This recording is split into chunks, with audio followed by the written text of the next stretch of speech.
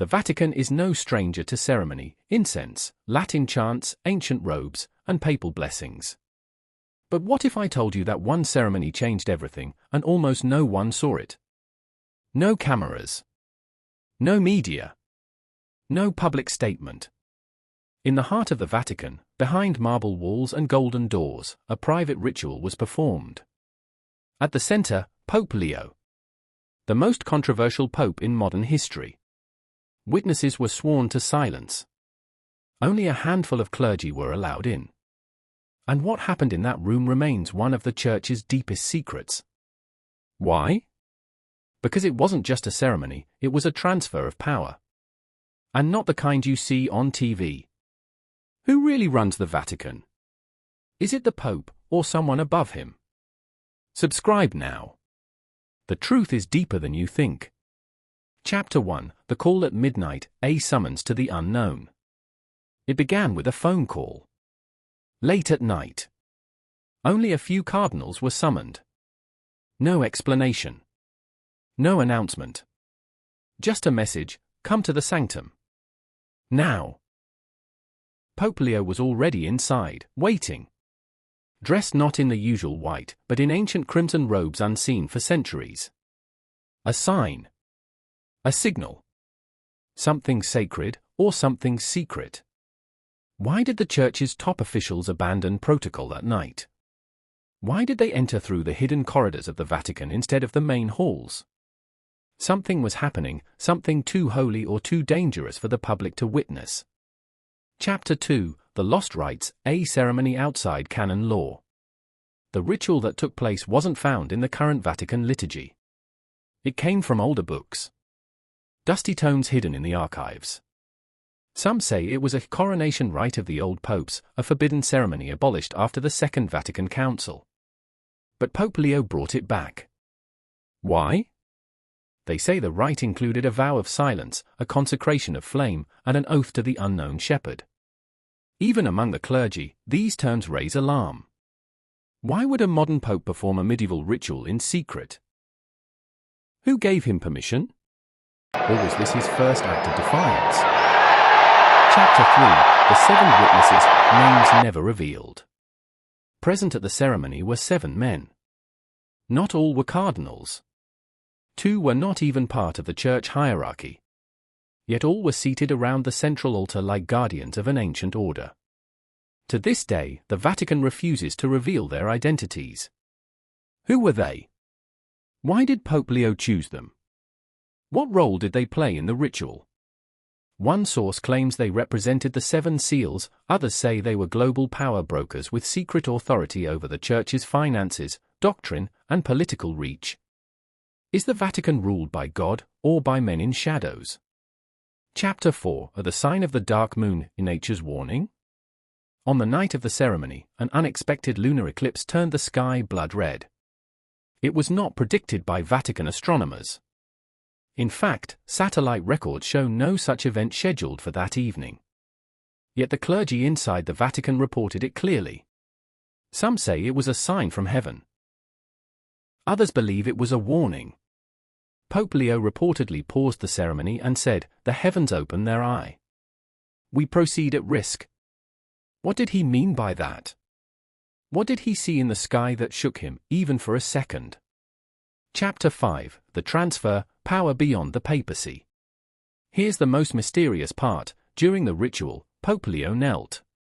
Not before Christ's cross, but before a sealed altar box. And when he rose, he spoke in Latin, "It is done." The throne moves. What was in the box? Who did he surrender to? Some insiders believe it contained the ring of the original apostle, said to grant divine authority only to those chosen by a hidden council of the Church. Others believe it was a symbolic act, a transfer of real power from the visible pope to the invisible hand that truly governs the Vatican. Chapter 6, Silence from the Holy See, Why No One Talks About It. Since that night, the Vatican has refused all questions. Journalists who ask are shut down. Clergy members who speak of it are reassigned, silenced, or excommunicated. Why the cover-up? If the ritual was holy and righteous, why not share it? Because it wasn't just a religious event. It was a political shift. An awakening of an older system. One that thrives in silence.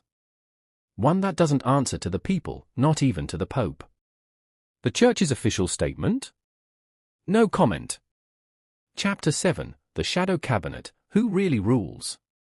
Behind every Pope is a council. But behind Pope Leo, there's something else. A structure few have seen.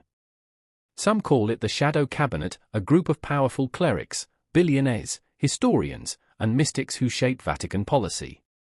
They're not elected. They're not visible. But they hold the power. Did Pope Leo submit to them during the secret ritual? Or did he become their new leader? One thing's certain, since that night, nothing has been the same in Rome.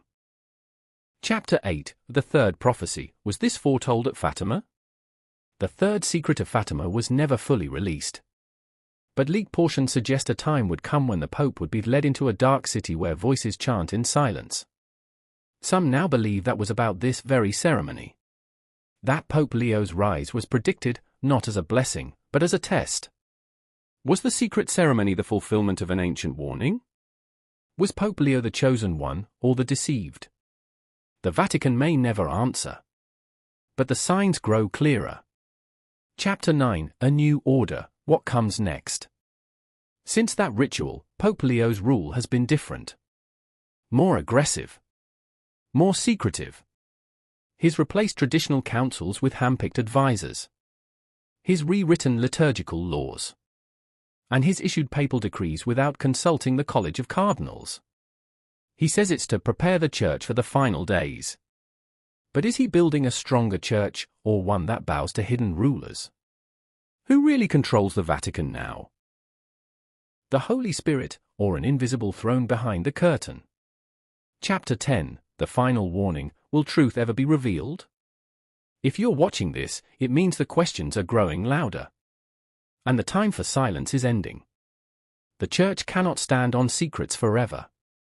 What was done in darkness will come to light, whether by confession or by collapse. Pope Leo's secret ceremony wasn't just a moment. It was a message. And if you're still listening, then you were meant to hear it. Chapter 11, The Red Journal, Leo's Private Diary Revealed. Deep within the Apostolic Palace lies a personal vault reserved only for reigning popes. In that vault, Pope Leo reportedly keeps a crimson leather-bound journal, written by hand, locked with a gold clasp, and hidden from even his closest aides. Whispers from Vatican insiders suggest the journal contains details of the secret ceremony, names of the power players involved, and even prophecies Pope Leo claims to have received in dreams. Why would a man with so much power feel the need to record private visions? And what truth is so terrifying it must be kept in a locked book beneath the Vatican floor? Some claim a single page was leaked, and it read, "The one who crowned me does not wear white." Chapter 12, The Silence Priest, Exiled for Speaking Out. Father Tommaso was a rising star in the Vatican, young, brilliant, deeply faithful. He was seen entering the sanctum on the night of the ceremony. But days later, he vanished. No announcement. No farewell. No trace. Months later, a secret letter surfaced. It was allegedly from Father Tommaso, written in fear, claiming he had witnessed something not of man during the ritual and was now under surveillance in a hidden monastery in Eastern Europe. He wrote, "What I saw was not just a ritual. It was a throne being surrendered. And not to God. To this day, no one knows if he's alive." Chapter 13, The Bankers and the Bloodline, Follow the Money. It may sound spiritual, but much of the Vatican's power is economic. After the ceremony, new financial policies were enacted almost overnight, massive money movements from Swiss banks, sudden restructuring of church assets, and unknown donors from 5 nations. Several of the 7 witnesses are rumored to be connected to ancient bloodlines and global banking dynasties, families who have supported and shaped papacies for centuries. Could this secret ritual have been about more than faith? Could it have been the final handshake between spiritual power and global wealth? When religion and riches mix behind closed doors, the truth is often buried under gold. Chapter 14, The Hidden Symbol, a mark on the papal ring. Pope Leo wears a new papal ring, different from those before him. Larger. Older. And on its surface is a strange symbol not found in any modern church document. Some believe it resembles an ancient Christian monogram. Others claim it matches a pagan seal known as the Key of the Deep Church. Only high-ranking clergy are allowed to touch it, and no official explanation has been given for its design. What does it mean? Is it a symbol of unity or control? Holiness or heritage? One leaked photo was quickly erased from Vatican servers. But those who saw it describe it with one word: ominous. Chapter 15, The Forbidden Library, What Leo Accessed Before the Ritual.